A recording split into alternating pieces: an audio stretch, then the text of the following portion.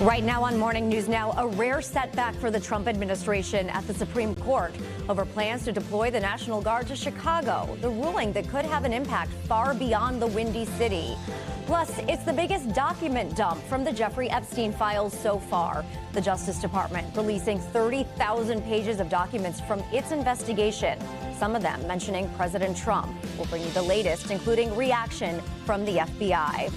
Developing this morning, rescue efforts are underway after a deadly explosion at a Pennsylvania nursing home. And in Southern California, a tragic end to the case of a missing 9-year-old, Melody Buzzard. This morning, her mother behind bars, accused of murdering her own daughter. What investigators are revealing about Melody's final days. Plus, the nightmare before Christmas. Millions of you heading to the airports today to get to your holiday destinations. But winter storms from coast to coast could impact travel plans. We are tracking it all. And a sobering statistic, alcohol-related hospitalizations on the rise. A look at the trend, plus how you can enjoy without overindulging. Good morning. It is great to have you with us. I'm Jessica Layton, in for Joe and Savannah today. We begin this hour with the Supreme Court ruling that is dealing a major legal blow to the Trump administration's crackdown on immigration.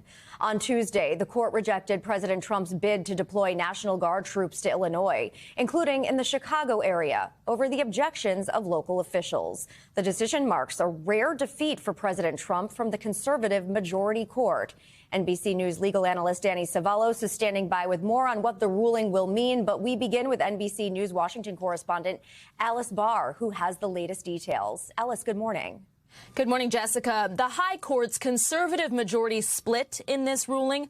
The justices noted federal law generally blocks using the military for law enforcement and found that the government failed to identify a source of authority that would allow the military to execute the laws in Illinois. This morning, the Trump administration weighing its next moves after the Supreme Court blocked an effort to deploy National Guard troops in Illinois in a crime crackdown. The Illinois governor calling the ruling a win for democracy and a, quote, important step in curbing the Trump administration's consistent abuse of power. He has vocally opposed troops coming into Chicago, saying it's not necessary and not what residents want. They want civilian law enforcement when they need them, and jobs, and after-school programs for kids in the neighborhoods. They do not want Donald Trump to occupy their communities. A White House spokesperson writing that President Trump, quote, activated the National Guard to protect federal law enforcement officers and to ensure rioters did not destroy federal buildings and property. Nothing in today's ruling detracts from that core agenda, noting the troops support immigration enforcement officers and that the administration will keep working to safeguard the public. President Trump has long defended his National Guard strategy. We have the right to do it because I have an obligation to protect this country. The High Court justices rejected the Trump administration's claims that Chicago has become so lawless it justifies invoking a law allowing the president to call National Guard troops into federal service in extreme situations like a rebellion. The ruling is a rare rebuke from the conservative Supreme Court, and while it's preliminary and only for Illinois, it's likely to bolster similar challenges to National Guard deployments in other American cities. And other cities that have challenged National Guard deployments include Los Angeles, Portland, Oregon, and here in Washington, D.C. Jessica? All right, Alice, thank you. And for more on all of this, let's bring in NBC News legal analyst Danny Savalos. Danny, good morning. The court order said that President Trump could only call up the military where they could, quote, legally execute the laws and that the power is limited. So what laws are in place limiting the president's use of force, and how do they apply here? No, I don't think this was as much of a split among the conservative justices as you might think, and here's why. The determination all comes down to a part of the statute that says that the president can call up the National Guard if he is unable to execute the laws with the regular forces. As is often the case, it comes down to a few words, and here those two words are regular forces. What are the regular forces that the president's unable to execute the laws with? Does that mean all law enforcement? That's what they argue. They say, well, this is ICE, and we're not able to execute the laws with ICE, so we need help. Or does it mean regular forces, the regular military? And that is the key. And in that space, that is where Justice Kavanaugh does agree with the liberal majority that regular forces means, the statute means, the president can only call up the National Guard if he's unable with the regular military to execute the laws of the United States. And here's the thing. There are very, very few laws that the president is allowed to execute with the military anyway. And even if so, the president hasn't really articulated that, so he doesn't get to use that law. And then here's the kicker.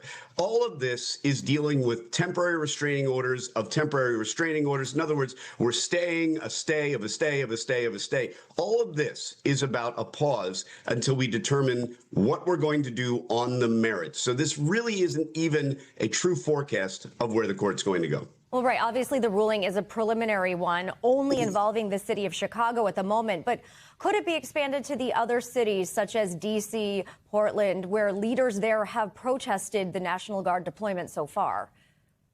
Yes, it could, only insofar that we're talking about a stay, a temporary stay, because that's what's happened at the district court level. The district court level has said, wait, while we figure this out, we have to do one of two things. Does the president get to temporarily put National Guard troops in these places, or does he not? And that's all, really. We're just determining what we're going to do while we figure this out on the merits. So, yes, this could be used elsewhere. Obviously, it's a Supreme Court ruling, so it's precedent throughout the land in federal courts. But it does not definitively tell us where the court will land eventually. By the way, look no further than Kavanaugh's concurring opinion.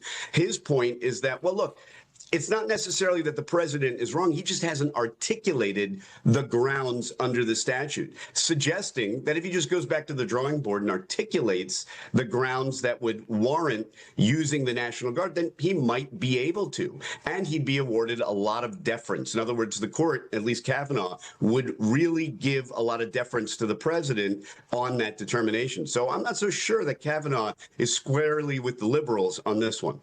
We know that Donald Trump and Donald Trump's White House rarely take no for an answer. So aside from going back and articulating the argument, are there other legal options if they wanted to push back on this?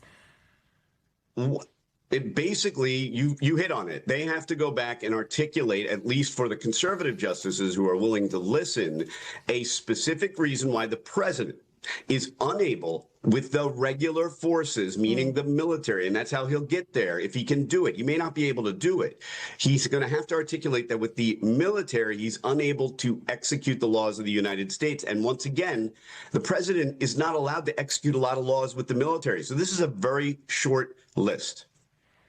I look forward to seeing how this all turns out. Danny Cevallos, thank you so much. Well, there is fresh new fallout in Washington this morning following the Justice Department's biggest release of documents related to Jeffrey Epstein so far. On Tuesday, the department released tens of thousands of new files connected to the convicted sex offender amid mounting pressure to release all of them. Some of the documents mention President Trump, but the FBI says not all of them are real, and the DOJ says they made untrue and unfounded claims. NBC News Chief Capitol Hill correspondent Ryan Nobles has the details from Washington. The Justice Department releasing its biggest batch yet of documents related to the late sex offender Jeffrey Epstein, including this fake Austrian passport with Epstein's photo and a false name. The new release also includes documents that mention President Trump. In one email, a federal prosecutor, citing flight logs, says Trump was a passenger on at least 8 flights between 1993 and 1996, between New York and Florida on Epstein's jet. That he traveled with his then-wife Marla Maples, daughter Tiffany, and son Eric. And saying on another flight, the only 3 passengers are Epstein, Trump, and a 20-year-old whose name is redacted. The files also include this handwritten note, purportedly written by Epstein and sent to Dr. Larry Nassar, another notorious sex offender, including the quote, "Our president also shares our love of young nubile girls." The Justice Department says the FBI concluded the letter is fake, saying the FBI determined the writing does not appear to match Jeffrey Epstein's. The letter was postmarked 3 days after Epstein's death and was sent from Northern Virginia when Epstein was jailed in New York. and that it did not include his inmate number, which is required for outgoing mail, calling it a reminder. Just because a document is released by the Department of Justice does not make the allegations or claims within the document factual. The president has said he broke off his relationship with Epstein decades ago, and President Trump has never been accused of any wrongdoing related to Epstein. Also revealed in the documents, in 2019, the FBI discussed interviewing 10 potential co-conspirators. The top Senate Democrat wants more information on who they are and why they chose not to prosecute. Ryan, thank you. Newly released data shows the resilient U.S. economy grew more than expected in the third quarter. GDP rose by 4.3% during the period, despite a lot of worries over inflation and, of course, tariffs. And that is the best quarter of economic growth for the U.S. in 2 years. Joining us now is Caleb Silver. He's Investopedia's editor-in-chief and chief business editor at People Inc. Caleb, thanks for being here today. I'm curious, what were the reasons behind the jump, and how big a surprise was it to you? Yeah, big spending, and we are big spenders in this country. Consumer spending was very strong. That came in at 3.5%, and business spending, 2.8%. You add those two together, you get this type of growth. And consumer spending, that is us spending money on services, on healthcare, on travel, on groceries. That's 70% of GDP. So we were spending strong going back into the third quarter. Remember, this report is a few months old. Sure. Now, it was delayed because of the government shutdown, but maybe a lot of people were worried about those tariffs. So we're spending ahead of that, bringing a lot of products in and doing that spending earlier in the year. Is there anything in the report that indicates the growth impacting everyone across all classes, or is this the rich are spending more situation? Well, we're all spending more because prices are higher. That's inflation. But if you look inside the report, especially in the services part, that's airline tickets. International travel was very strong. A lot of people traveling to Europe, a lot of the wealthy doing experiential travel, spending that forward. So you see a lot of that. You see spending in IT, in building out those data centers on the part of businesses. That was very aggressive in the first part of the third quarter as well. So this shows that a lot of companies were spending because they were worried about tariffs, and a lot of consumers were spending. It was summer, don't forget, and the wealthy have been doing very well. If you look at the stock market, record highs. Asset prices like homes, record highs. How is the average American supposed to reconcile this information with the fact that we still hear about affordability, affordability, affordability? Milk is expensive. Eggs are expensive. My Christmas dinner is expensive. How do we reconcile all of that? And are we in good shape then heading into the new year? Yeah, affordability is our term of the year at Investopedia because so many people are worried about it. They're worried about the impact of tariffs. They're worried about these rising costs of the things that they actually need, not necessarily the wants, and things like health insurance, things like food costs keep going up. So, yeah, Americans are in better shape than we feel. Consumer confidence is at a multi-year low. We feel terrible about the economy, but we continue to spend. We're really good at it, especially around holiday shopping season. But we've been good at it so far throughout the year. So real quick, are we spending way more than we need to be or than we should be? Yeah, well, some people are, and that's why you see mounting credit card debt, and that's why you see delinquencies starting to rise. But the wealthy are doing well, and they're driving a lot of the spending. That's probably going to continue into next year. Caleb Silver, thanks so much. Great insight on this. Thank you.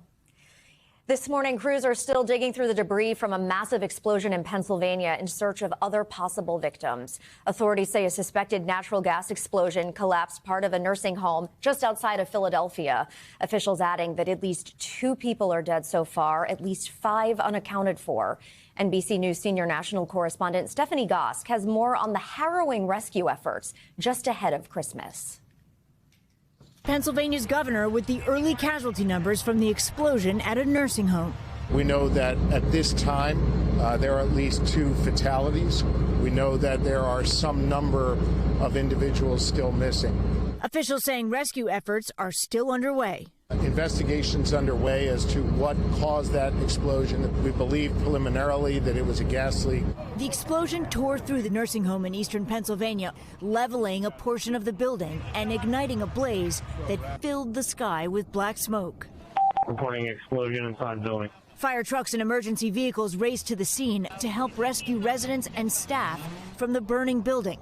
Early concern that gas was involved. Apparently it's a gas explosion. They said they have a large gas main actively leaking into the building. Inside, firefighters radioing for help. We need a rapid intervention team to the collapsed area. We have an active fire.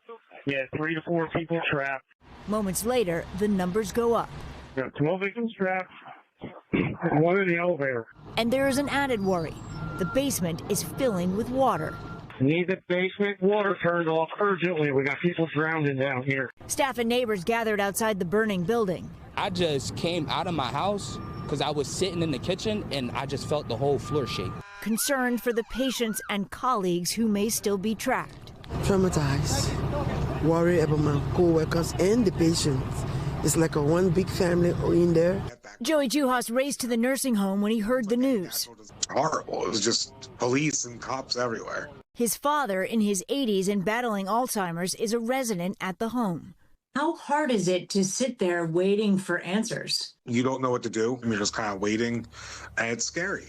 Those lucky enough to get out sat on the grass wrapped in sheets 2 days before Christmas, watching the terrifying scene unfold. Stephanie Gosk, NBC News. In an update now to a tragic story we've been covering, the mother of Melody Buzzard is behind bars this morning after being accused and arrested for the murder of her 9-year-old daughter. Officials told reporters they found Melody's body in Utah more than 2 months after she disappeared. Now authorities begun to piece together what happened in Melody's final days. NBC News correspondent Dana Griffin has those details. A California mother behind bars accused of killing her own daughter. But this level of criminal activity is particularly shocking given the ruthlessness that went into actually committing the crime. Investigators revealing 9-year-old Melody Buzzard died from gunshot wounds to the head. Her body discovered this month in a remote area of Wayne County, Utah. Video shows the 40-year-old mom being led away from her Santa Barbara County home in handcuffs. Investigators revealing Melody likely died October 9th while on a 3-day road trip with her mother, Ashley. They were traveling in a white Chevy Malibu. The journey spanned 8 states. Along the way, investigators say the car's license plate was switched from California to New York to avoid detection. Investigators say the two were seen wearing wigs at this California car rental counter. On October 10th, Ashley returned home alone. Her daughter was nowhere to be found. 4 days later, Melody's school alerted police after she had been absent. In November, Ashley Buzzard was arrested on false imprisonment charges not related to her daughter's disappearance. A judge later dropping the case, citing a lack of evidence. The loss of a child is among the most profound tragedies any community can endure, particularly at the hand of the one who should have loved them the most. A heartbreaking end to a months-long search. Dana Griffin, NBC News. On this day before Christmas, millions of people in the Northeast are facing a messy mix of rain and snow. And then out west, a big stretch of California facing a dangerous storm that's prompting evacuation orders. It all comes during the busiest stretch of holiday travel. NBC's Sam Brock has the latest. The timing could hardly be worse. A crush of Christmas travelers squaring off against severe weather on both sides of the country. In California, dire warnings from LA officials on the flood potential. An atmospheric river is expected to deliver up to 10 inches of rain. If you are told to evacuate, you've got to listen to them. It's getting pretty bad. That atmospheric river already dumping more than 20 inches across parts of Northern California, creating scenes like this in Shasta, a car navigating feet of floodwater and bearing down on cities from San Francisco to San Diego. While on the East Coast, possible chaos for those on the move. Like a herd of sheep just all being moved around. Were you worried at all when you started to see some of the snow come down today and all the sleet? I was terrified. It's more dangerous on the interstate than it is in the air. In fact, the rocky weather arriving at arguably the most dangerous driving time of the year. All of it adding up to a tricky trek home. It's important to hang out with your family and, have a great Christmas. Our thanks to Sam Brock for that report. And now let's get to NBC meteorologist Dylan Dreyer for that all-important holiday forecast. Dylan, good morning. Good morning. We are going to see a really nasty storm continue to impact the West Coast, especially down through California. In fact, we do have some high risk of severe flooding, especially down through Los Angeles, including San Bernardino. This is a moderate to high risk of flash flooding. We are looking at up to 12 inches of rain throughout the course of this week. And once that continues to fall, it falls in the higher elevations and all of that water just washes down the mountains. And we are going to see the potential for land landslides and mudslides, debris flows too.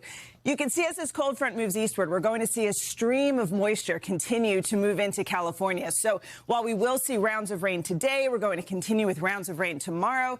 Heavier rain impacts San Francisco, stretching right down into Los Angeles. We're going to see this rain just impact the entire California region all week long. So again, when we're looking at up to a foot of rain possible, we're also looking at about 4 to 8 inches or 4 to 8 feet of snow in the mountains, especially across the Sierra Nevada mountain range. Winds could gust up to about 35 to 55 miles per hour. So we are going to certainly see the impacts of that. Now, as we look across the rest of the country today, the snow across New England, that's going to exit. That's going to move on out. So most of the country is going to look great today. In fact, we're looking at record high temperatures across parts of the southern plains down through Texas. Amarillo, 79 degrees today. Kansas City, 65 degrees today. Chicago, even 45. So that's going to look really mild for today. Now, tomorrow, no white Christmas in sight for areas like the Midwest. Through the northern plains, Bismarck 31 degrees, so cooler, but you go down to Rapid City, 65 degrees. What a temperature difference there. The East Coast looks good for Christmas Day, although we could see a few flurries fly across down East Maine. That'll look beautiful for Christmas Day. Down across the Southeast, we're looking at temperatures in the 70s and 80s, but that storm system continues out west. Again, California is really just going to be hit hard with the rain and the mountain snow. Now, we are also going to see a chance of some snow as we go into Friday for the Northeast. If you're traveling, not so great, but if you're home, it looks beautiful. As we finish off the Christmas holiday, we are going to see perhaps accumulating snow into New York, into Pennsylvania, even into New Jersey. We could end up with about 4 inches or more of snow. So if you like that sort of thing, something to look forward to for Friday. Back to you. Thanks, Dylan. Much more to come here on Morning News Now. Later this hour, protective and effective. The new research on a common vaccine for expectant mothers and their babies, and what doctors need you to know. But up first, after the break, conflict and controversy. We take you to Venezuela amid growing tension with the U.S. Stay with us.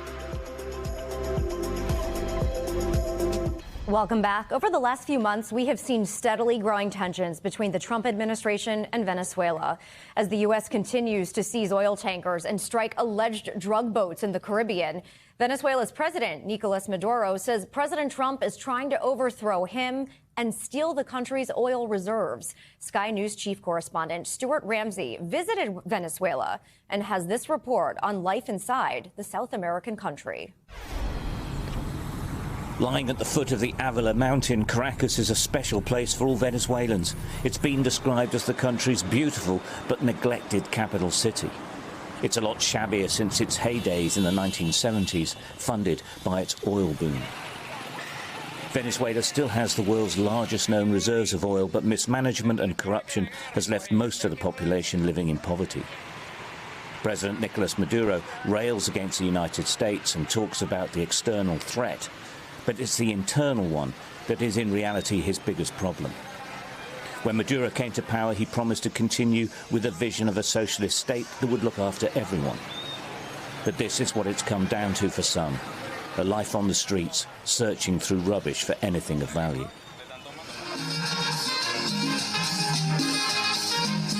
The booming sounds of Latino music resonate through the streets and the alleyways of the poorest communities of Caracas. They're called barrios. Vast numbers of people live in these cramped neighborhoods built into the sides of mountains. Some, like Orlando, are disillusioned. The 71-year-old now lives in abject poverty. He worked as a labourer, but an injury means he can't work at all now, so he's dependent on help from the community. There's no social services to look after him. He's on his own. His family has left the country. That is as common as the poverty here. All Orlando has now are memories of Venezuela's past. Oye, maravilla. La comida barata. It was wonderful. You made lots of money. I used to make 90 bolivares per day. You could afford life. Cheap food, really cheap. There were plenty of jobs, and you'd be happy, have money.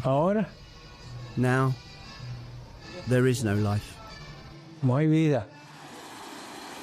These barrios should be a stalwart of Venezuela's socialist revolution and government. But the 2024 election results revealed an astonishing collapse in support for the government in these places, amongst those who actually cast a vote. Well, we're told by people who live in this area that they actually wanted to vote for the opposition in last year's contested elections, but didn't. And there's a couple of reasons for it. One, they say they were scared of retribution from government supporters who obviously live amongst them. Secondly, perhaps this is more important, they felt that even if the result was that the opposition won, the result wouldn't be honoured. It's not surprising that a quarter of this country of 29 million people have left. Millions have gone because they simply can't live in a country where poverty is the norm and corruption at every level of society from the very top to the very bottom is endemic. Add to that a collapsed health service, education sector, industrial base and corrupted legal and political institutions. It's hardly a great surprise that Venezuela is on its knees. Our thanks to Sky's Stuart Ramsey for that report. Well, as 2025 comes to a close, the Israel-Hamas war is definitely one story that dominated global headlines. This year started with a ceasefire that fell apart in a matter of weeks, but it's ending with a truce that appears to be holding. Some are hopeful the current ceasefire could bring a more lasting peace. But as NBC News chief foreign correspondent Richard Engel explains, heading into 2026, nothing in that region is certain. 2025 was marked by conflict, truces that rarely lived up to their names, and a profound expansion of Israeli force across the Middle East. In January, the Trump and outgoing Biden administrations, Qatar and Egypt, brokered a ceasefire and hostage deal between Hamas and Prime Minister Benjamin Netanyahu to end the war Israel launched after Hamas's October 7th massacre. Hostages were released from Gaza, and Gazans began to celebrate. But it didn't hold. In March, Israel resumed large-scale military operations, and aid agencies warned a man-made famine in Gaza was spreading. The war had also expanded. After years of threats, in June, Israel launched what it described as preemptive attacks on Iran's nuclear program, triggering 12 days of direct conflict. Iran retaliated, firing missiles into Israel. This is right over the center of downtown Tel Aviv. This is the most intense barrage we've seen today. Most of them shot down, but a few did get through. President Trump joined Israel's side, launching massive strikes targeting Iran's nuclear sites and security services. But in Tehran, many Iranians remained resolute, feeling they'd been attacked for no clear reason. The preacher just said President Trump wants Iranians to surrender, and their response is very clear: no and death to America. But Prime Minister Netanyahu may have overplayed his hand. In September, he authorized a controversial strike on Hamas's political office in Qatar. Trump was furious and soon personally pushed forward a new peace deal, forcing Netanyahu and Hamas into a ceasefire. At long last, we have peace in the Middle East, and it's a very simple expression: peace in the Middle East. Veteran Israeli-American negotiator Gershon Baskin, directly involved in the talks, said Trump didn't just push the deal, he imposed it. Do you think Netanyahu would ever have signed this deal on his own? No, and Netanyahu wanted this war to go on for as long as possible. Under the October ceasefire, Israeli troops pulled back to agreed positions, and Israel celebrated the long-awaited release of hostages. I couldn't be happier. The fact that finally hostages are coming back, that the deal was signed, that the war is over. Gaza is a wasteland. More than 70,000 were killed during the war, according to the Ministry of Health, with more being found under rubble. Nadine Abdelatif, whose story we'd followed for years, remains inside Gaza. How are you feeling now that this ceasefire is in place? It does not feel like home at all. Nowhere feels like home. She told me how she suffered bombings, starvation, and the loss of her brother, but holds on to hope to one day become a doctor.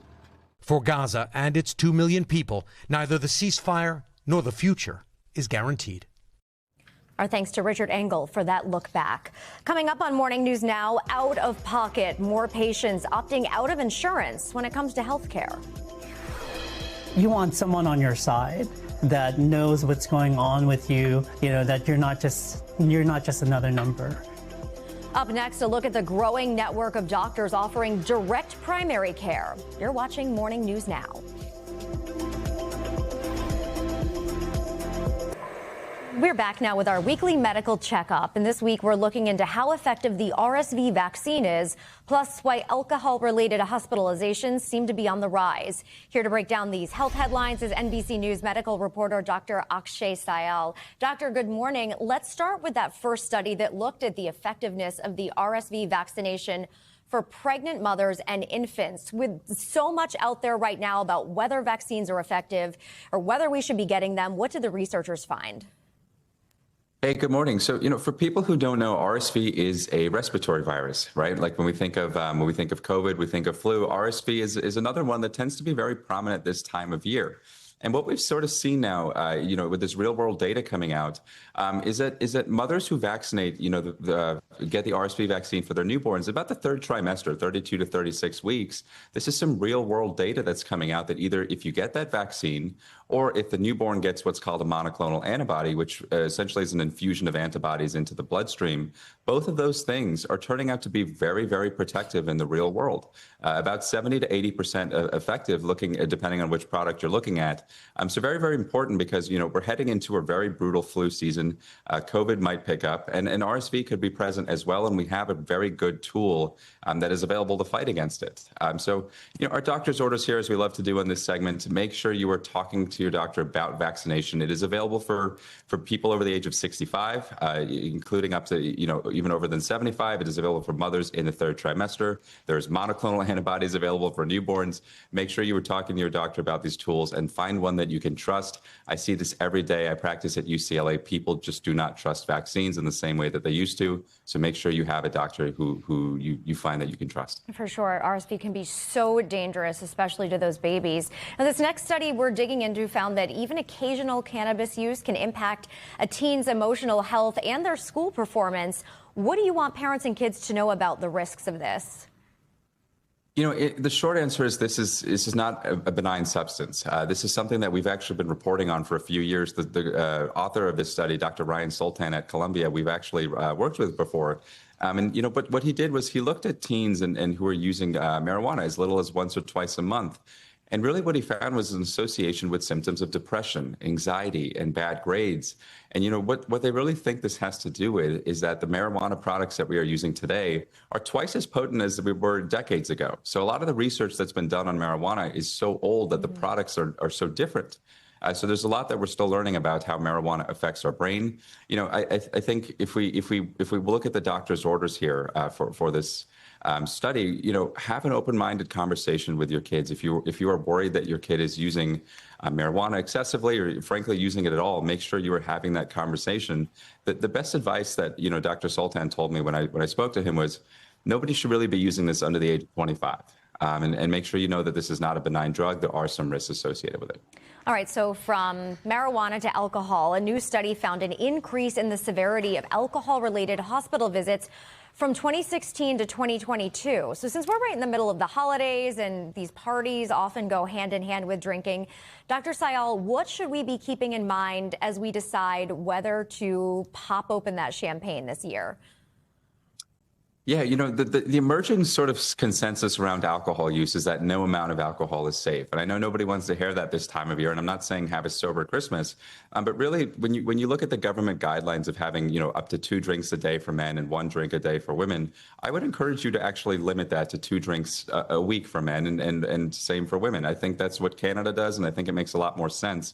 But really, when you look at the doctor's orders for this, make sure you are, trying to set limits. I know it's very hard this time of year, but make sure you are incorporating those limits, trying low alcohol drinks. A lot of these cocktails and other beverages are coming out with lower alcohol versions. So, be open to those as well. You can still have a good time. I'm not saying cut out alcohol completely, especially this time of year. Just make sure you understand the risks. All right, we will cheers to that. Dr. Akshay Syal, thank you so much.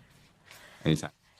Staying on health news, a recent study shows that nearly a third of Americans don't have a primary care doctor. That's more than 100 million people. NBC News correspondent Ann Thompson has a look at the rise of a new way to find a doctor. It can be pricey since no insurance is taken, but the care doctors say is actually more direct. The future of healthcare may look like the past. What brings you in today? A family doctor you can rely on and get an appointment with. After a decade working at a large health system in New Jersey with as many as 1,500 patients under his care, Dr. Frank Aliganga says he was among the more than 40% of primary care physicians reporting burnout. How much time did you actually spend face-to-face with the patient? For me, I would say 15 to 20 minutes. I tend to... And you were supposed to spend how long? I think to survive, you have to spend 7 minutes. How do you know anyone's condition in 7 minutes? You can't. You end up becoming data entry clerk and customer service. The pressure of the system grew so bad, Dr. Aliganga thought about leaving healthcare entirely, considering real estate or even becoming a flight attendant. But before he took to the skies, the doctor attended a seminar and learned about a different way to practice medicine, direct primary care, which has gone from a niche approach just a few years ago to thousands of practices nationwide today. Direct primary care doctors don't take insurance. Instead, they charge a monthly fee per patient, often ranging between $50 and $150, whether you see the doctor or not. In exchange, patients get longer appointments and more access, plus the same doctor every time. For me, it just made more sense. The clinic I was going to before that, all the doctors kept leaving. So we'll talk about the diagnosis. To see Dr. Aliganga, Natasha and Fred Esquera pay almost $300 a month for their family of 5, including Natasha's mom, to avoid the problems of the traditional system. You want someone on your side that knows what's going on with you, that you're not just another number. Aliganga is just starting his new practice. He has 35 patients and needs to build up to 400 to make it financially viable. Even then, he says he'll make less money than he did when he was in a big healthcare system, but he's happier. Definitely much happier in terms of being able to practice medicine the way it was taught. And so are his patients. Many concierge practices will still bill your insurance company for some of the services offered. While doctors setting up primary care, one of the big appeals for them is getting away from insurance altogether. Ultimately, you have to check with a particular practice to see how it's set up. Our thanks to Ann Thompson for that report. Coming up as we close out 2025, we take a look back on the year that was in the White House, how the first 12 months of Trump 2.0 shaped both foreign and domestic policy ahead of next year's pivotal midterm elections. That's next. Stay with us. Back now with new video from Ohio police that shows the moments just after 3 kids allegedly stole a car and crashed it into a home. Reporter Natalie Clydesdale from our NBC News affiliate in Cleveland shows us how it all went down. An 8, 11, and 12-year-old caught by police after stealing a car and crashing it. This is our first time in the car. Well, I could tell by the way that you drove. You suck at driving. Shock. One word, shock. Newburgh Heights Police Chief John Majoy says just before 3 o'clock Saturday afternoon, a flock license plate reader alerted his officers to a stolen car driving in the area. Dash camera video shows when police tried to pull it over, the 11-year-old driver took off, reaching speeds between 60 and 80 miles per hour, leading officers westbound on Harvard Avenue and over the Denison Bridge before losing control and crashing into a home on the corner of Denison Avenue and West 20th Street, where Daniel Riley was inside watching TV. It could have been a lot worse than it was. You see the kids run off, but they were quickly tracked down. I have 2 in a backyard right now. You're in there? Get over here now. Get over here now. Chief Majoy says the trio learned how to steal cars by watching tutorials on YouTube. It's troubling. Majoy adds the 11-year-old driver will face charges for receiving stolen property and evading police, both fourth-degree felonies. The 12-year-old will also be charged for receiving stolen property, and the 8-year-old will likely not be charged because of his age.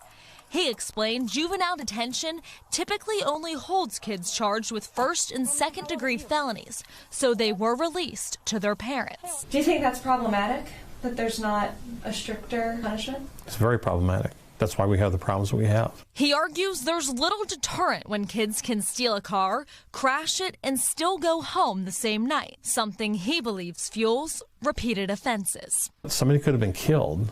And, thankfully that didn't happen, but it could have. Our thanks to Natalie Clydesdale for that report. And we have learned that nobody was injured in that incident. Well, we are approaching a year since President Donald Trump took the oath of office for a second time. Since then, we've witnessed a dramatic and transformational 12 months, both here in the U.S. and around the world. Senior Washington correspondent and News Now anchor Hallie Jackson takes a look back at the first year of Trump 2.0. I, Donald John Trump, do solemnly swear. Starting on Inauguration Day, clear signs this Trump presidency would look different the second time around. Not just because weather forced the ceremony inside. On day one, a move to settle scores. Approximately 1,500. With the president pardoning or commuting the sentences of hundreds involved in the January 6th riot at the Capitol, and a show of force of executive action. Could you imagine Biden doing this? I don't think so. Among those day one executive orders, creating the Department of Government Efficiency, or DOGE, led by Elon Musk. The president's new cabinet, one-time opponent Marco Rubio as Secretary of State, vaccine skeptic Robert F. Kennedy Jr. as Health Secretary, and former Fox News host Pete Hegseth at the Pentagon. With the American media, along with Vice President J.D. Vance, less a team of rivals than a group committed to advancing the Trump agenda. One of their first priorities, cracking down on illegal immigration. We're getting these monsters out of the United States, out of Florida, out of all the places that they're in. Hey, you guys good over there? Government data reviewed by NBC News shows border crossings plummeted in the first year of the Trump presidency, with ICE arrests doubling. The administration's immigration policy sparking protests. In June, the president deploying the California National Guard to Los Angeles, the administration saying it was to protect federal property. California's Democratic leaders calling it a stunt. The National Guard later deployed to Washington, D.C., too. We're not going to let it happen. We're not going to lose our cities over this. We're starting very strongly with D.C., and we're going to clean it up real quick. Also on the president's agenda, trimming the federal workforce. Thousands of federal workers fired as part of those cuts, though hundreds would eventually be hired back, and DOGE itself was disbanded in November. Your tax dollars and just as Musk's time at the White House was ending, a rift with President Trump over the so-called One Big Beautiful Bill. The One Big Beautiful Bill to secure our borders, turbocharge our economy, and bring back the American dream. Musk criticizing it as destructive. The president not happy. Elon and I had a great relationship. I don't know if we're well anymore. Musk firing back online. Time to drop the really big bomb. Donald Trump is in the Epstein files. Musk's tweet, part of the renewed interest in the case of Jeffrey Epstein, a one-time Trump friend and later convicted sex offender, accused of trafficking underage girls before he died by suicide in jail in 2019. President Trump has long denied any involvement with Epstein's crimes. I have nothing to do with Jeffrey Epstein. I threw him out of my club many years ago because I thought he was a sick pervert.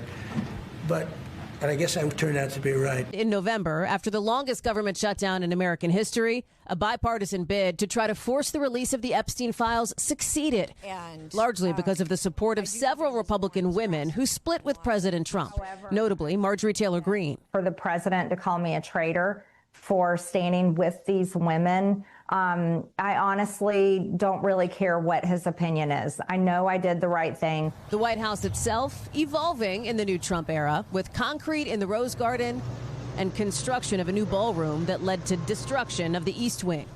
In February, an Oval Office meeting with Ukrainian President Volodymyr Zelensky turning confrontational.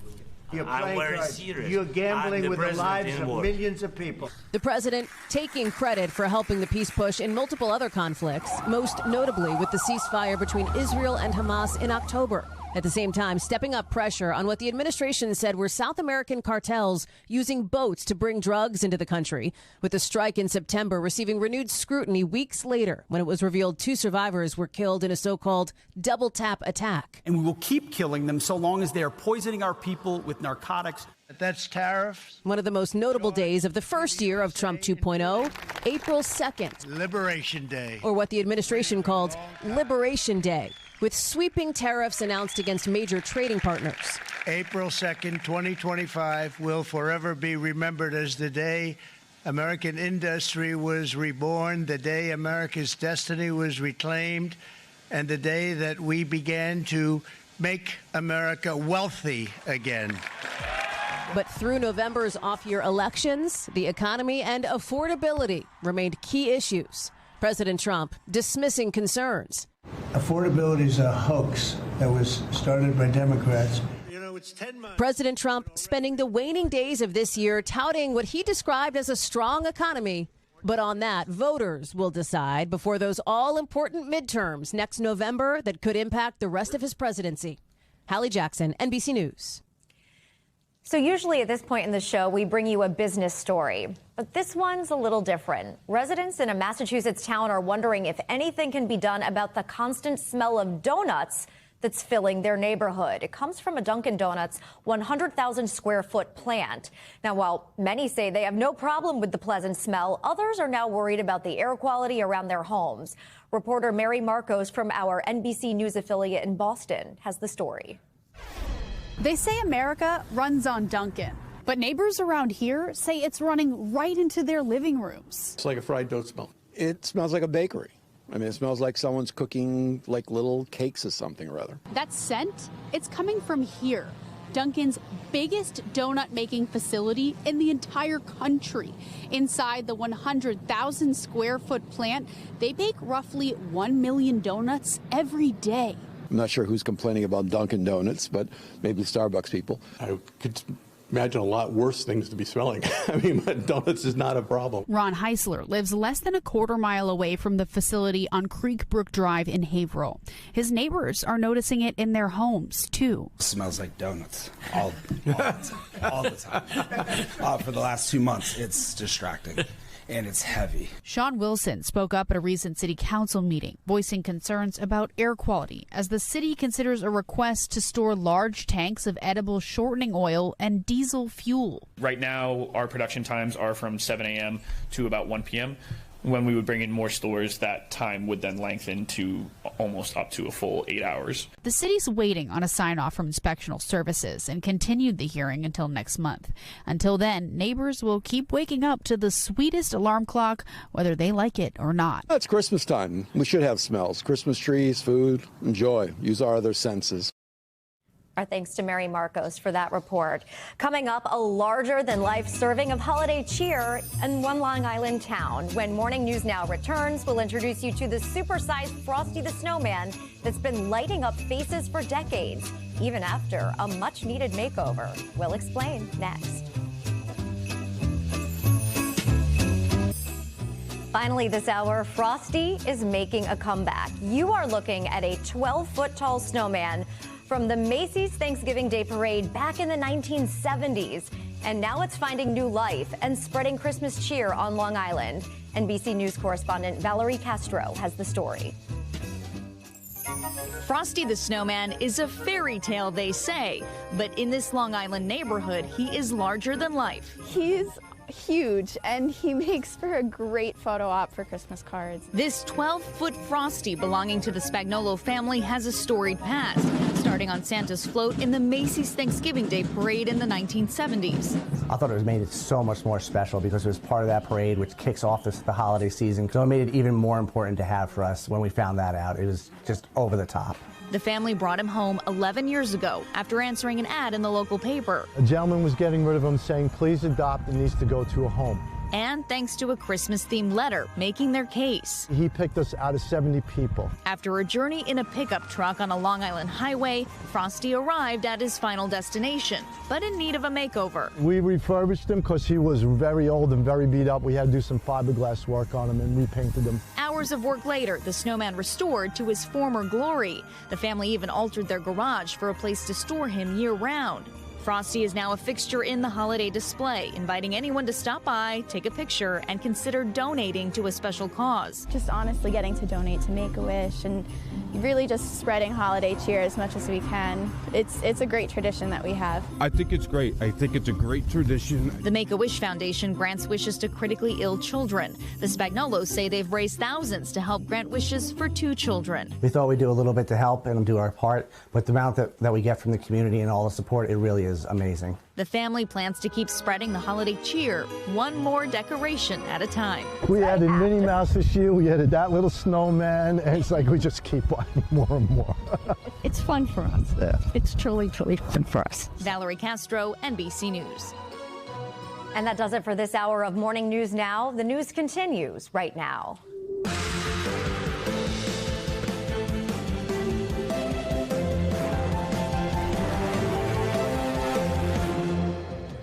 Good morning and thanks for kicking off your Christmas Eve with us. I'm Jessica Layton, in for Joe and Savannah. Right now on Morning News Now, Christmas crunch time. 'Twas the day before Christmas, and all across America, millions are on the move as another record-breaking travel season closes out 2025. Adding to the stress, though, Mother Nature's coast-to-coast chaos, bringing white and wet weather along with dozens of airport delays to people looking to get where they're going safely. So what's it looking like outside your door? We've got your full holiday forecast in just a moment. Also this morning, playing defense, the growing Justice Department fallout coming on the heels of its biggest Epstein file drop yet. The deafening demands for answers on Capitol Hill and beyond over how and why certain details are still being redacted, and where President Trump fits into the latest revelations. Plus, some welcome news for America's financial future this morning. A new government report noting the U.S. economy grew at its fastest pace in years over the last quarter. It's a good omen for Wall Street, but what exactly does it mean for consumers on Main Street heading into the new year? We are watching your wallet.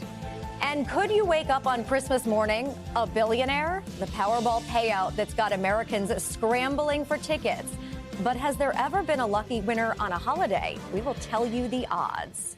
But we begin this hour with what is shaping up to be a white and wet Christmas Eve for millions of Americans. This morning, storms are impacting travel all across the country. On the West Coast, some 41 million people are under flood watch, while parts of the Northeast are bracing for heavy snow. NBC News correspondent Dana Griffin joins us now from Altadena, California, where a powerful atmospheric river is hitting right at this time. Dana, good morning. Hey, Jessica, good morning to you. Yeah, we are starting to feel the impact of this atmospheric river here in Southern California. It's windy. The rain is coming down. Expected to dump up to 10 inches across LA County this week alone, making it one of the soggiest Christmases in recent years. And this is all shaping up as one of the busiest travel days of the year is now underway. This morning, with the Christmas Eve crush underway, brutal storms are putting a wrench in travel plans across the country. Overnight, a powerful pineapple express battering the west with dangerous winds and intense downpours. Some areas drenched in several inches of rain, with more than 44 million under flood alerts this morning. We have seen far too many incidents where fast-moving water is underestimated. And in the Northeast, millions may get a white Christmas, with parts of New England preparing for heavy snow. At home, we're supposed to get 3 to 6 inches. But Americans are on the move with one day to go until Christmas. Highways and airports are already jam-packed. Very crazy, obnoxious, lots of movement, like a herd of sheep just all being moved around. Airport traffic got so bad in South Florida, some folks got out and walked the final stretch. Delays and cancellations are definitely top of mind for travelers this year. And with 6,700 flight delays Tuesday, many are hoping they'll make it home in time for the holiday. 3-hour delay, 4 o'clock and now it's 7 o'clock. So, hey, it's the holidays. Now, one of the concerns for areas like Altadena, California, where those wildfires earlier this year burned off the top layer of soil, it cannot collect this much rain in this period of time. That's why you've got these barriers on roads like this behind me. They will catch the potential debris flow that comes down these hillsides because flash flooding is one of the biggest concerns. Jessica?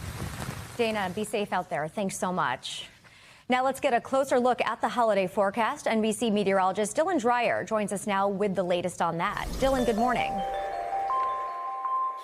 Good morning. We are going to see a really nasty storm continue to impact the West Coast, especially down through California. In fact, we do have some high risk of severe flooding, especially down through Los Angeles, including San Bernardino. This is a moderate to high risk of flash flooding. We are looking at up to 12 inches of rain throughout the course of this week. And once that continues to fall, it falls in the higher elevations and all of that water just washes down the mountains. And we are going to see the potential for landslides and mudslides, debris flows too. You can see as this cold front moves eastward, we're going to see a stream of moisture continue to move into California. So while we will see rounds of rain today, we're going to continue with rounds of rain tomorrow. Heavier rain impacts San Francisco, stretching right down into Los Angeles. We're going to see this rain just impact the entire California region all week long. So again, when we're looking at up to a foot of rain possible, we're also looking at about 4 to 8 inches or 4 to 8 feet of snow in the mountains, especially across the Sierra Nevada mountain range. Winds could gust up to about 35 to 55 miles per hour. So we are going to certainly see the impacts of that. Now, as we look across the rest of the country today, the snow across New England, that's going to exit. That's going to move on out. So most of the country is going to look great today. In fact, we're looking at record high temperatures across parts of the southern plains down through Texas. Amarillo, 79 degrees today. Kansas City, 65 degrees today. Chicago, even 45. So that's going to look really mild for today. Now, tomorrow, no white Christmas in sight for areas like the Midwest. Through the northern plains, Bismarck 31 degrees, so cooler, but you go down to Rapid City, 65 degrees. What a temperature difference there. The East Coast looks good for Christmas Day, although we could see a few flurries fly across down East Maine. That'll look beautiful for Christmas Day. Down across the Southeast, we're looking at temperatures in the 70s and 80s, but that storm system continues out west. Again, California is really just going to be hit hard with the rain and the mountain snow. Now, we are also going to see a chance of some snow as we go into Friday for the Northeast. If you're traveling, not so great, but if you're home, it looks beautiful. As we finish off the Christmas holiday, we are going to see perhaps accumulating snow into New York, into Pennsylvania, even into New Jersey. We could end up with about 4 inches or more of snow. So if you like that sort of thing, something to look forward to for Friday. Back to you. In Washington, the Justice Department is continuing to face criticism over its rollout of the Jeffrey Epstein files. Now the DOJ is defending itself after putting out tens of thousands of additional pages yesterday. Meanwhile, lawmakers and survivors are questioning why and how certain details about the late sex offender are being redacted, arguing that there's still many more materials that have yet to be published. NBC News Capitol Hill correspondent Julie Sirkin has the latest from West Palm Beach. Julie, good morning. Jessica, good morning. The Justice Department released its biggest trove of documents yet related to the Jeffrey Epstein investigation, but it still has hundreds of thousands of documents left, and it could take weeks to see it. A trove of new details in the Epstein files this morning after the Justice Department published 30,000 pages of documents, its biggest release yet. Among the files, multiple references about Jeffrey Epstein's relationship with President Donald Trump, including this email dated January 2020 from a federal prosecutor claiming flight logs showed Trump flew on Epstein's private jet at least 8 times between 1993 to 1996. Many more times, the prosecutor writes, than previously has been reported. On one of those flights, the only 3 passengers were Epstein, Trump, and a 20-year-old. The email also says that, quote, on 2 other flights, 2 of the passengers, respectively, were women who would be possible witnesses in a Ghislaine Maxwell case. The email does not accuse Mr. Trump of any wrongdoing, and he's long denied any involvement related to Epstein's crimes. Also among the records, some of which the DOJ says are unfounded and false claims, an alleged handwritten note signed by Jay Epstein and addressed to convicted sex abuser and disgraced coach Larry Nassar. Postmarked 3 days after Epstein died in his New York City jail cell, the letter says, Our president also shares our love of young, nubile girls, referring to Trump. But the Justice Department, which released the note, writing on X, the FBI has confirmed it is fake, adding, just because a document is released by the Department of Justice does not make the allegations or claims within the document factual. The DOJ also publishing an email that mentions 10 co-conspirators in connection to Epstein, though it does not name them. And to date, Ghislaine Maxwell remains the only person charged in connection to Epstein's crimes. Despite the thousands of documents released, concerns remaining over redactions, including from Epstein's survivors. Our names don't take up 100 and some page document. And so we're really concerned about, what is being redacted and what is not. Democrats on Capitol Hill are threatening legal action against Attorney General Pam Bondi because her agency failed to release all documents by last Friday's deadline as required by the law. Back to you. Julie, thank you. Well, there was some good news on the economic front as we head into 2026. New data shows the economy grew by more than expected 4.3% in the third quarter. It is the best 3-month period in about 2 years. NBC News business and data correspondent Brian Chung joins us now to talk about all of this. Brian, good morning. Good morning. So first off, what were some reasons behind the jump in economic growth, and was that surprising? Yeah, look, it was a strong print, 4.3%. That's the pace that the American economy grew at an annualized rate during the period of June to September. And a big reason for that was because of a decline in imports. Obviously, because of the president's tariff policies, we didn't import as many things because they got a lot more expensive. Maybe suppliers chose to cancel shipments coming in from abroad because of those added levies. And for that reason, the way that GDP, gross domestic product, is accounted for, that led to a bump in economic growth. But it was not just that, Jessica. It was also the economy from the consumer standpoint. So the consumer driving a lot of those gains as well. It looks like, based off of the overall aggregate numbers, that people are out there, they're spending, they were doing so in the late summer. That's the reason why those numbers were good. But we keep hearing about affordability and how everything in the grocery stores to the malls is so expensive. So what does this mean for the average American finishing up their Christmas shopping today? And this is where the warning signs are flashing a little bit, and you would not see that in the GDP report because, again, that report tells you how much the whole U.S. economy grew by. It didn't parse out by income strata or by certain demographic groups where the spending was happening. And one thing that we keep hearing about is the affordability issue. That is specifically an issue among lower income people that are noticing the price of groceries rising, the price of their energy costs rising. It's going to be more expensive to heat your home this year. And for that reason, there's good thinking that the GDP numbers reflect what is largely the higher income spending. That's driving the consumer expenditures, but it's the lower income people that are still struggling to get by with higher prices these days. What does this report and how does this report compare to the other indicators that we're getting? And is there any way to know where the economy is heading into the new year? Yeah, well, look, I mean, this is just one number as part of a dashboard of other economic figures that economists look for. When you think about what's going on with the unemployment rate and the inflation rate, the unemployment rate has been going in the wrong direction. It's been ticking up. We were around 3.5% coming out of the pandemic. We've now risen that unemployment rate to 4.6%. There's specifically concern among even younger white-collar graduates that are trying to find jobs in, let's say, for example, tech with the AI revolution. The inflation rate has been coming down. That is good news. In fact, the last print that we got covering the month of November showed prices rising at a slower pace than we originally thought. But again, is that picture going to hold as the bite of tariffs start to kind of take fold in the beginning of next year?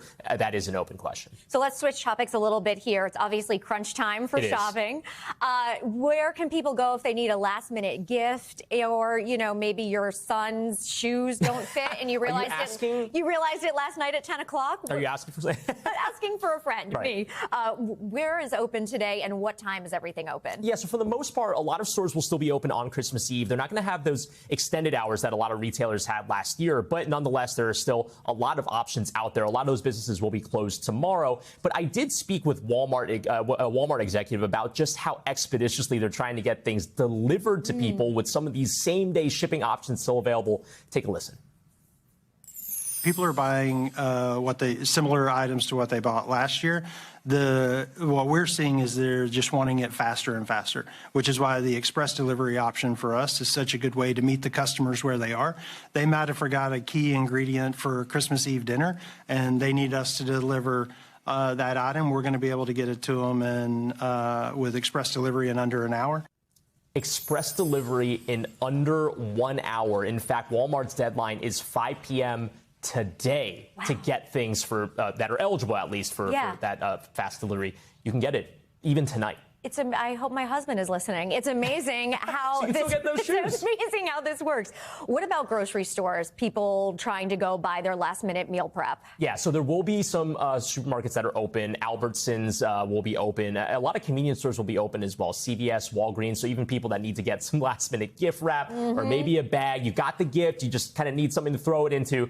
There are still options even as late as tomorrow. But again, a lot of those big box stores open today. I think tomorrow is when you're going to start to wonder, okay, if I need a last-minute ingredient Christmas morning. Right. Again, you should still be able to find it. Like Safeway, Albertsons should have some limited hours, but just call ahead to double check. Am I going to see you at the stores today, or are you done? I am done. I was wrapping last night, pretty late. I might have some eye bags because I was up late wrapping. But Don't we all? I am done. Don't we all? All right. Thank you so much. Merry Christmas. Merry Christmas to you. In Rome this morning, Pope Leo is preparing to celebrate his first Christmas Mass as the head of the Catholic Church later this evening. The American Pope is expected to emphasize his message of global peace. NBC News international correspondent Molly Hunter joins us now with more on this. Molly, good morning. Jessica, good morning. That's right. It's a big day for the first American Pope. His first Christmas season, of course, as the leader of the Roman Catholic Church. And the new American Pope is shaking a few things up. He's also had a very busy run-up to this important season for Catholics all over the world. Take a look. As Pope Leo XIV prepares to celebrate his first Christmas as leader of the Roman Catholic Church, the crowds in St. Peter's Square have been massive, especially on the final weekend before Christmas. Blessing tiny baby Jesus figurines, but mostly emphasizing hope, his theme this season. With hope, we come to light. Hope is generative, he said this week. This is true strength. It is evil that generates nothing. In the first 8 months of his pontificate, the 70-year-old American Pope has been busy. And it's been a smooth transition, says Chicago Cardinal Supich, who's known Leo for years. It looks like he was, came out of central casting, made for the job. He just seemed to fit in and take the role almost naturally. Speaking with NBC News outside of Castel Gandolfo last month, Leo encouraged Americans of all faiths to give thanks. To recognize that we all have received so many gifts. First and foremost, the gift of life, the gift of faith, the gift of the unity. That same week, embarking on his first international trip to Turkey and Lebanon, finding his diplomatic footing, speaking out about immigration and Gaza, hosting Ukrainian President Zelensky, and criticizing President Trump's disregard for his long-standing European allies. The remarks that are made about Europe, also in interviews recently, I think are trying to break apart what I think needs to be a very important alliance today and in the future. All the while putting on a show of festive cheer this month. It's beginning to look a lot like Christmas. Including a concert with Michael Bublé. Michael Bublé, your Italian is wonderful. Thank you so much. And an opportunity for our own Carson Daly to meet Leo. At the Vatican, there was the lighting of the tree and nativity scene in St. Peter's Square, meeting the youngest of nativity actors. And at Christmas, Cardinal Supich says Leo will likely return to that theme of hope. So I imagine he's going to really drill down on the message of hope. It's a year of hope, which we need in the world today because there are so many reasons to be discouraged. 4 hours up ahead for Pope Leo. Coming up tonight, of course, Pope Leo celebrates Christmas Eve Mass. He's going to do that, Jessica, at 10 p.m. Pope Francis typically did that at 7 p.m. And tomorrow, another change in tradition. Pope Leo will actually celebrate Christmas Day Mass in St. Peter's Basilica. That hasn't been done since the 90s. And then he will come out to the balcony overlooking St. Peter's Square for his Urbi et Orbi blessing at noon. Jessica? Cannot wait for the message. Molly, thanks so much. This Christmas Eve could be the start of a very happy holiday for one of you out there. Tonight's Powerball drawing is worth $1.7 billion, making it the fourth largest winning pot in the game's history. NBC News correspondent Jesse Kirsch joins us now from Miami with more on what's at stake, and he is also joined by our favorite purveyor of Powerball tickets, Willie. Jesse and Willie, good morning.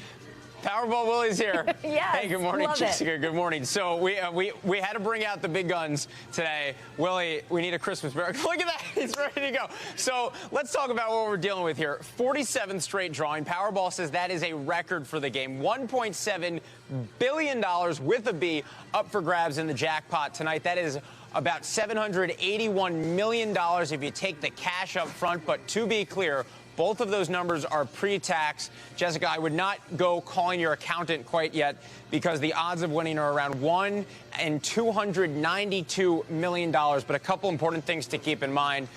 You're going to want to check those tickets twice, right? Find out who's naughty or nice, all that jazz, because even if you don't win the grand prize, you could be winning a smaller prize. On Monday, for example, Powerball says there were $9 million winners. There were dozens more winners of smaller prizes in the tens of thousands of dollars. And to be clear, I'm not just doubling down, I'm tripling down. Wow. Willie, 3 quick picks, please. All right, if Powerball Willie has to be giving me the winning ticket right now. All right, so I got 3 winning numbers here right now. Jessica, you still have time to send me some money if you want to get in on this. All I want for Christmas is a winner. Is a winner. And some more time with our good friend Powerball Willie. Well, I'm going to get in on that because I have so much anxiety about somebody at work winning and me not being in on the pot. Now, we know that winning the lotto at any The worst time, kind of FOMO. At any time is special, right? But has there ever been a Christmas lottery winner before, Jesse? There have been. So if you take a look, there have been multiple winners on Christmas Day. There's been 1 winner on Christmas Eve. So the question is, can Christmas come early again this year? What do you think our odds are, Willie? 1 in a billion. 1 in 292 million, give or take. But, it's a lot better odds of winning just something. So maybe you're not buying the yacht, but perhaps you'll be able to get a couple extra stocking stuffers this year. I would be fine with an extra million, right? I want to ask Willie. Willie, what has the foot traffic been like? Are people going crazy coming in and out? Yes, ma'am. It's been very heavy. We've seen a lot of uptick on buying more tickets. More tickets, the better tickets you get, the better your chances are, especially to get that 1 million chance. At least get to what, 1.7 billion? 1.7 billion. Now, when we last were hanging out a bunch, it was around August, September when things were really skyrocketing. Compared to that time, are people buying even more now because it's the holiday? Like, is there some kind of holiday influx? Well, I mean, everybody wants that Christmas lux. I mean, a little extra sauce on it. So, yes, sir, we get a little bit more tickets getting up out of here. We got to find out what Santa's dropping down the chimney this year. Jesse, grab me a ticket. Buckets I'll of Venmo cash, you. hopefully. Thank you so much, guys. Good luck to everyone. Much more to come on this hour of Morning News Now, including a look back on year 1 of Trump 2.0 and what we can expect in 2026 with those all-important midterm elections now just a few months away.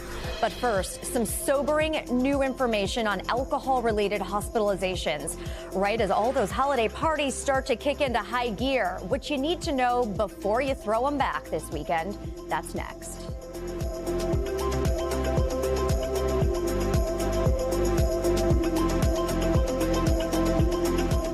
Welcome back. Over the last few months, we have seen steadily growing tensions between the Trump administration and Venezuela as the U.S. continues to seize oil tankers and strike alleged drug boats in the Caribbean.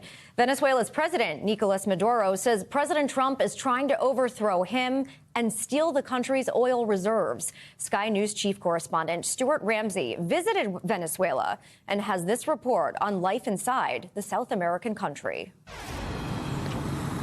Lying at the foot of the Avila Mountain, Caracas is a special place for all Venezuelans.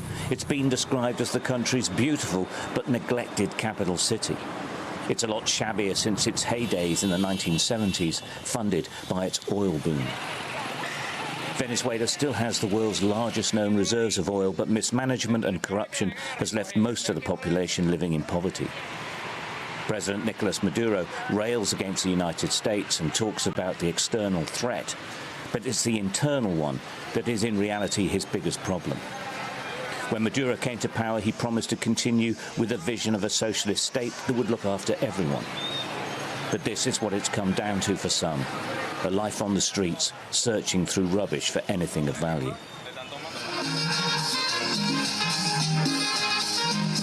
The booming sounds of Latino music resonate through the streets and the alleyways of the poorest communities of Caracas. They're called barrios. Vast numbers of people live in these cramped neighborhoods built into the sides of mountains. Some, like Orlando, are disillusioned. The 71-year-old now lives in abject poverty. He worked as a labourer, but an injury means he can't work at all now, so he's dependent on help from the community. There's no social services to look after him. He's on his own. His family has left the country. That is as common as the poverty here. All Orlando has now are memories of Venezuela's past. Oye, maravilla. La comida barata. It was wonderful. You made lots of money. I used to make 90 bolivares per day. You could afford life. Cheap food, really cheap. There were plenty of jobs, and you'd be happy, have money. Now, there is no life. These barrios should be a stalwart of Venezuela's socialist revolution and government. But the 2024 election results revealed an astonishing collapse in support for the government in these places, amongst those who actually cast a vote. Well, we're told by people who live in this area that they actually wanted to vote for the opposition in last year's contested elections, but didn't. And there's a couple of reasons for it. One, they say they were scared of retribution from government supporters who obviously live amongst them. Secondly, perhaps this is more important, they felt that even if the result was that the opposition won, the result wouldn't be honoured.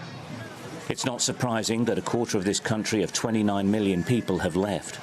Millions have gone because they simply can't live in a country where poverty is the norm and corruption at every level of society from the very top to the very bottom is endemic. Add to that a collapsed health service, education sector, industrial base and corrupted legal and political institutions.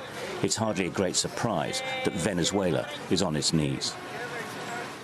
Our thanks to Sky's Stuart Ramsey for that report. Well, as 2025 comes to a close, the Israel-Hamas war is definitely one story that dominated global headlines. This year started with a ceasefire that fell apart in a matter of weeks, but it's ending with a truce that appears to be holding.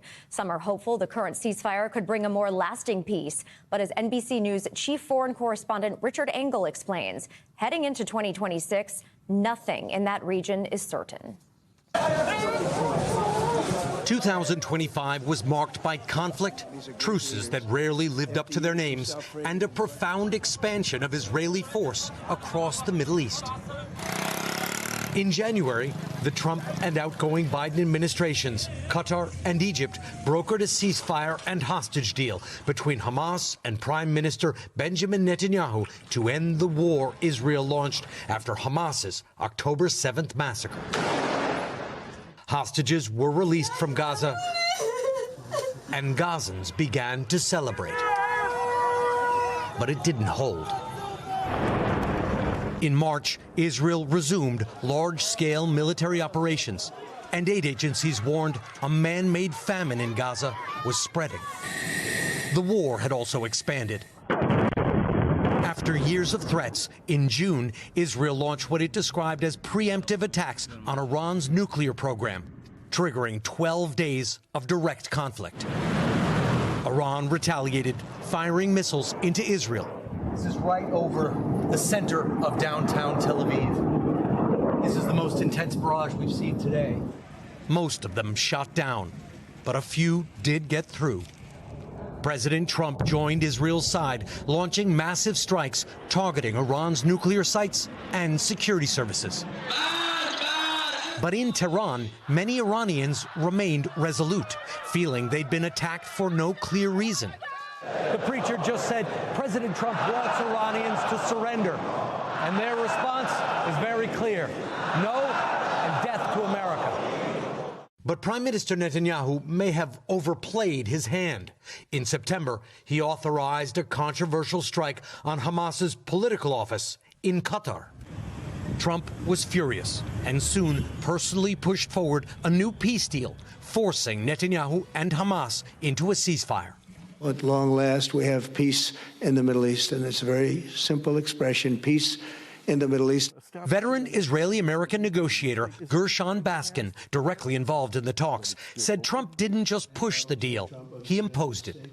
Do you think Netanyahu would ever have signed this deal on his own? No, and Netanyahu wanted this war to go on for as long as possible. Under the October ceasefire, Israeli troops pulled back to agreed positions, and Israel celebrated the long-awaited release of hostages. I couldn't be happier.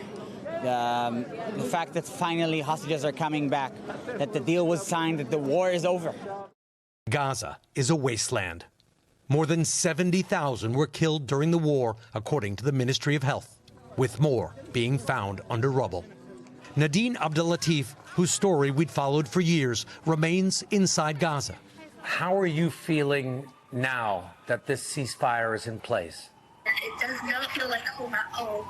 Nowhere feels like home. She told me how she suffered bombings, starvation, and the loss of her brother, but holds on to hope to one day become a doctor. For Gaza and its 2 million people, neither the ceasefire nor the future is guaranteed. Our thanks to Richard Engel for that look back. Coming up on Morning News Now, out of pocket, more patients opting out of insurance when it comes to health care. You want someone on your side that knows what's going on with you, that you're not just another number. Up next, a look at the growing network of doctors offering direct primary care. You're watching Morning News Now. We're back now with our weekly medical checkup, and this week we're looking into how effective the RSV vaccine is, plus why alcohol-related hospitalizations seem to be on the rise. Here to break down these health headlines is NBC News medical reporter Dr. Akshay Syal. Doctor, good morning. Let's start with that first study that looked at the effectiveness of the RSV vaccination for pregnant mothers and infants. With so much out there right now about whether vaccines are effective or whether we should be getting them, what did the researchers find? Hey, good morning. So, for people who don't know, RSV is a respiratory virus, right? Like when we think of COVID, we think of flu. RSV is another one that tends to be very prominent this time of year. And what we've sort of seen now, with this real world data coming out, is that mothers who vaccinate, get the RSV vaccine for their newborns about the third trimester, 32 to 36 weeks. This is some real world data that's coming out that either if you get that vaccine or if the newborn gets what's called a monoclonal antibody, which essentially is an infusion of antibodies into the bloodstream, both of those things are turning out to be very, very protective in the real world. About 70 to 80% effective, depending on which product you're looking at. So very, very important because, we're heading into a very brutal flu season. COVID might pick up and RSV could be present as well. And we have a very good tool that is available to fight against it. Our doctor's orders here, as we love to do in this segment, to make sure you are talking to your doctor about vaccination. It is available for people over the age of 65, including up to, even over than 75. It is available for mothers in the third trimester. There's monoclonal antibodies available for newborns. Make sure you are talking to your doctor about these tools and find one that you can trust. I see this every day. I practice at UCLA. People just do not trust vaccines in the same way that they used to. So make sure you have a doctor who you find that you can trust. For sure. RSV can be so dangerous, especially to those babies. Now, this next study we're digging into found that even occasional cannabis use can impact a teen's emotional health and their school performance. What do you want parents and kids to know about the risks of this? The short answer is this is not a benign substance. This is something that we've actually been reporting on for a few years. The author of this study, Dr. Ryan Soltan at Columbia, we've actually worked with before. But what he did was he looked at teens and who are using marijuana as little as once or twice a month. And really what he found was an association with symptoms of depression, anxiety, and bad grades. And what they really think this has to do with is that the marijuana products that we are using today are twice as potent as we were decades ago. So a lot of the research that's been done on marijuana is so old that the products are so different. So there's a lot that we're still learning about how marijuana affects our brain. I think if we look at the doctor's orders here for this study, have an open-minded conversation with your kids. If you are worried that your kid is using marijuana excessively or frankly using it at all, make sure you are having that conversation. The best advice that Dr. Soltan told me when I spoke to him was nobody should really be using this under the age of 25. and make sure you know that this is not a benign drug. There are some risks associated with it. All right, so from marijuana to alcohol, a new study found an increase in the severity of alcohol-related hospital visits from 2016 to 2022. So since we're right in the middle of the holidays and these parties often go hand in hand with drinking, Dr. Sayal, what should we be keeping in mind as we decide whether to pop open that champagne this year? Yeah, the emerging sort of consensus around alcohol use is that no amount of alcohol is safe. And I know nobody wants to hear that this time of year, and I'm not saying have a sober Christmas, but really when you look at the government guidelines of having, up to 2 drinks a day for men and 1 drink a day for women, I would encourage you to actually limit that to 2 drinks a week for men and same for women. I think that's what Canada does, and I think it makes a lot more sense. But really, when you look at the doctor's orders for this, make sure you are, trying to set limits. I know it's very hard this time of year, but make sure you are incorporating those limits, trying low alcohol drinks. A lot of these cocktails and other beverages are coming out with lower alcohol versions. So, be open to those as well. You can still have a good time. I'm not saying cut out alcohol completely, especially this time of year. Just make sure you understand the risks. All right, we will cheers to that. Dr. Akshay Sayal, thank you so much. Anytime. Staying on health news, a recent study shows that nearly a third of Americans don't have a primary care doctor. That's more than 100 million people. NBC News correspondent Ann Thompson has a look at the rise of a new way to find a doctor. It can be pricey since no insurance is taken, but the care, doctors say, is actually more direct. The future of healthcare may look like the past. What brings you in today? A family doctor you can rely on and get an appointment with. After a decade working at a large health system in New Jersey with as many as 1,500 patients under his care, Dr. Frank Aliganga says he was among the more than 40% of primary care physicians reporting burnout. How much time did you actually spend face-to-face with the patient? For me, I would say 15 to 20 minutes. I tend to... And you were supposed to spend how long? I think to survive, you have to spend 7 minutes. How do you know anyone's condition in 7 minutes? You can't. You end up becoming data entry clerk and customer service. The pressure of the system grew so bad, Dr. Aliganga thought about leaving healthcare entirely, considering real estate or even becoming a flight attendant. But before he took to the skies, the doctor attended a seminar and learned about a different way to practice medicine, direct primary care, which has gone from a niche approach just a few years ago to thousands of practices nationwide today.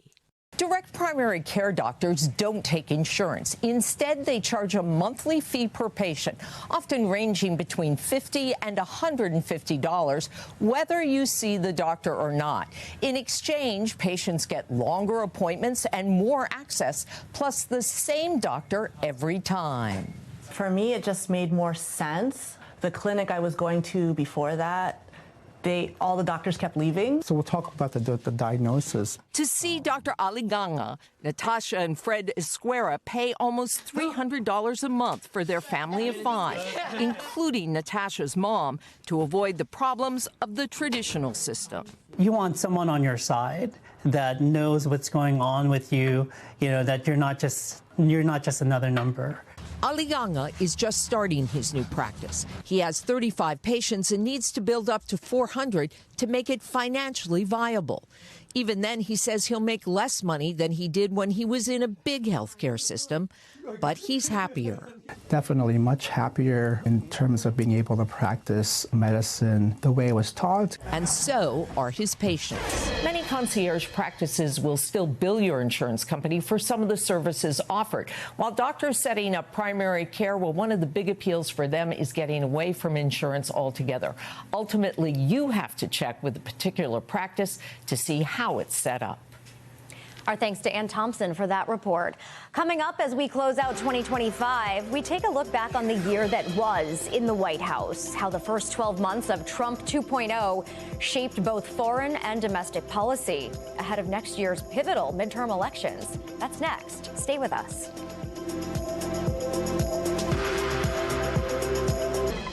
Back now with new video from Ohio police that shows the moments just after 3 kids allegedly stole a car and crashed it into a home. Reporter Natalie Clydesdale from our NBC News affiliate in Cleveland shows us how it all went down. An 8, 11, and 12-year-old caught by police after stealing a car and crashing it. This is my first time in the car. Well, I can tell by the way that you drove. You suck at driving. Shock. One word, shock. Newburgh Heights Police Chief John Majoy says just before 3 o'clock Saturday afternoon, a flock license plate reader alerted his officers to a stolen car driving in the area. Dash camera video shows when police tried to pull it over, the 11-year-old driver took off, reaching speeds between 60 and 80 miles per hour, leading officers westbound on Harvard Avenue and over the Denison Bridge before losing control and crashing into a home on the corner of Denison Avenue and West 20th Street, where Daniel Riley was inside watching TV. It could have been a lot worse than it was. You see the kids run off, but they were quickly tracked down. I have 2 in a backyard right now. You're in there? Get over here now. Get over here now. Chief Majoy says the trio learned how to steal cars by watching tutorials on YouTube. It's troubling. Majoy adds the 11-year-old driver will face charges for receiving stolen property and evading police, both 4th-degree felonies. The 12-year-old will also be charged for receiving stolen property, and the 8-year-old will likely not be charged because of his age. He explained juvenile detention typically only holds kids charged with 1st and 2nd-degree felonies, so they were released to their parents. Do you think that's problematic, that there's not a stricter punishment? It's very problematic. That's why we have the problems we have. He argues there's little deterrent when kids can steal a car, crash it, and still go home the same night, something he believes fuels repeated offenses. Somebody could have been killed. And, thankfully that didn't happen, but it could have. Our thanks to Natalie Clydesdale for that report. And we have learned that nobody was injured in that incident. Well, we are approaching a year since President Donald Trump took the oath of office for a second time. Since then, we've witnessed a dramatic and transformational 12 months, both here in the U.S. and around the world. Senior Washington correspondent and News Now anchor Hallie Jackson takes a look back at the first year of Trump 2.0. I, Donald John Trump, do solemnly swear. Starting on Inauguration Day, clear signs this Trump presidency would look different the second time around. Not just because weather forced the ceremony inside. On day 1, a move to settle scores. Approximately 1,500. With the president pardoning or commuting the sentences of hundreds involved in the January 6th riot at the Capitol, and a show of force of executive action. Could you imagine Biden doing this? I don't think so. Among those day 1 executive orders, creating the Department of Government Efficiency, or DOGE, led by Elon Musk. The president's new cabinet, one-time opponent Marco Rubio as Secretary of State, vaccine skeptic Robert F. Kennedy Jr. as Health Secretary, and former Fox News host Pete Hegseth at the Pentagon. With the American media, along with Vice President J.D. Vance, less a team of rivals than a group committed to advancing the Trump agenda. One of their first priorities, cracking down on illegal immigration. We're getting these monsters out of the United States, out of Florida, out of all the places that they're in. Hey, you guys good over there? Government data reviewed by NBC News shows border crossings plummeted in the first year of the Trump presidency, with ICE arrests doubling. The administration's immigration policy sparking protests. In June, the president deploying the California National Guard to Los Angeles, the administration saying it was to protect federal property. California's Democratic leaders calling it a stunt. The National Guard later deployed to Washington, D.C., too. We're not going to let it happen. We're not going to lose our cities over this. We're starting very strongly with D.C., and we're going to clean it up real quick. Also on the president's agenda, trimming the federal workforce. Thousands of federal workers fired as part of those cuts, though hundreds would eventually be hired back, and DOGE itself was disbanded in November. Your tax dollars and just as Musk's time at the White House was ending, a rift with President Trump over the so-called One Big Beautiful Bill. The One Big Beautiful Bill to secure our borders, turbocharge our economy, and bring back the American dream. Musk criticizing it as destructive. The president not happy. Elon and I had a great relationship. I don't know if we're well anymore. Musk firing back online. Time to drop the really big bomb. Donald Trump is in the Epstein files. Musk's tweet, part of the renewed interest in the case of Jeffrey Epstein, a one-time Trump friend and later convicted sex offender, accused of trafficking underage girls before he died by suicide in jail in 2019. President Trump has long denied any involvement with Epstein's crimes. I have nothing to do with Jeffrey Epstein. I threw him out of my club many years ago because I thought he was a sick pervert. But I guess I turned out to be right. In November, after the longest government shutdown in American history, a bipartisan bid to try to force the release of the Epstein files succeeded, largely because of the support of several Republican women who split with President Trump, notably Marjorie Taylor Greene. For the president to call me a traitor for standing with these women, I honestly don't really care what his opinion is. I know I did the right thing. The White House itself evolving in the new Trump era, with concrete in the Rose Garden and construction of a new ballroom that led to destruction of the East Wing. In February, an Oval Office meeting with Ukrainian President Volodymyr Zelensky turning confrontational. You're playing cards. You're gambling with the lives of millions of people. The president taking credit for helping the peace push in multiple other conflicts, most notably with the ceasefire between Israel and Hamas in October.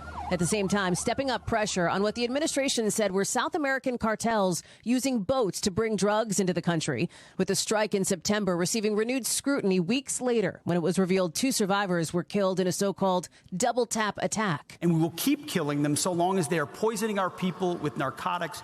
That's tariffs. One of the most notable days of the first year of Trump 2.0, April 2nd. Liberation Day. Or what the administration called Liberation Day, with sweeping tariffs announced against major trading partners. April 2nd, 2025 will forever be remembered as the day American industry was reborn, the day America's destiny was reclaimed, and the day that we began to make America wealthy again.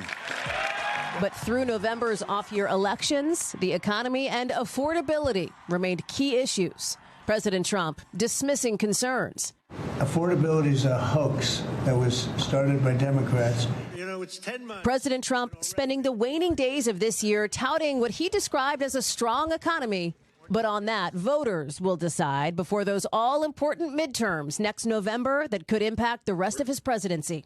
Hallie Jackson, NBC News.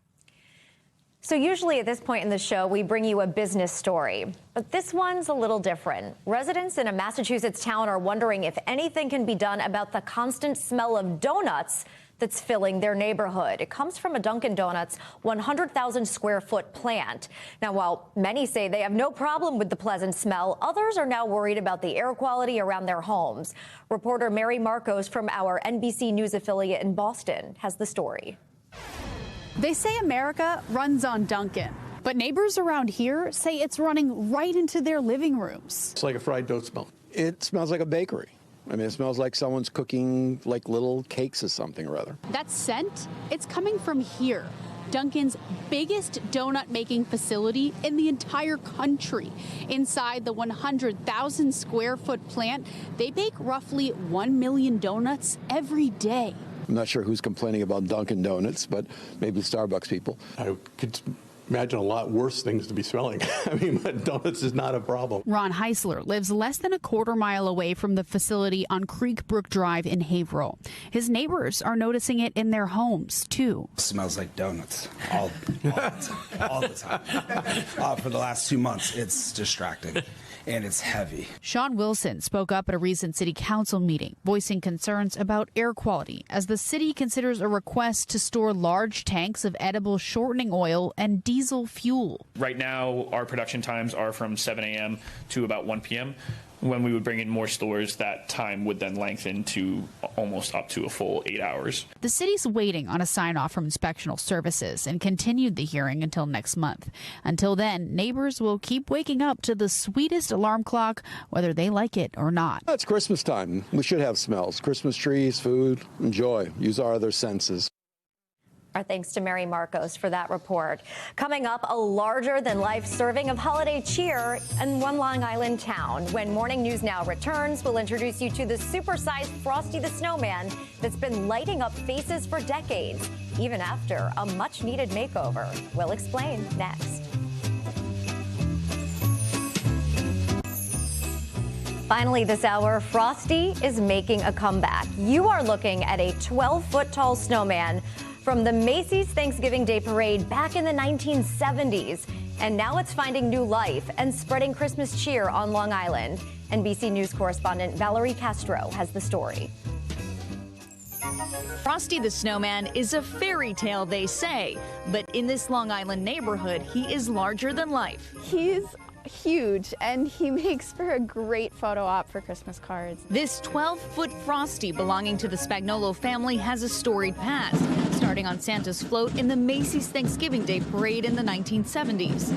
I thought it made it so much more special because it was part of that parade which kicks off the holiday season. So it made it even more important to have for us when we found that out. It was just over the top.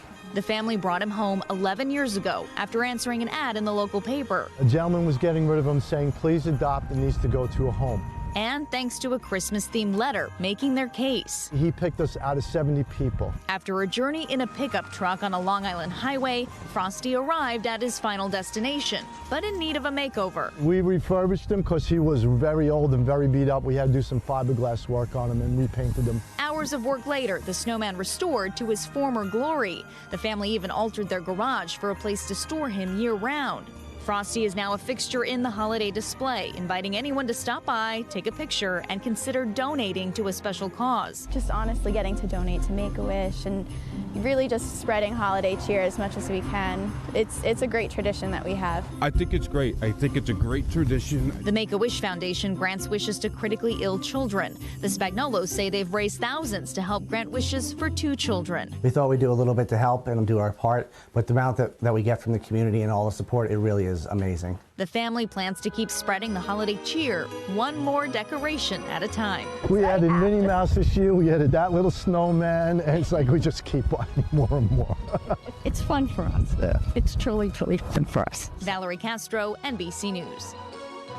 And that does it for this hour of Morning News Now. The news continues right now. We thank you for watching, and remember, stay updated on breaking news and top stories on the NBC News app or watch live on our YouTube channel.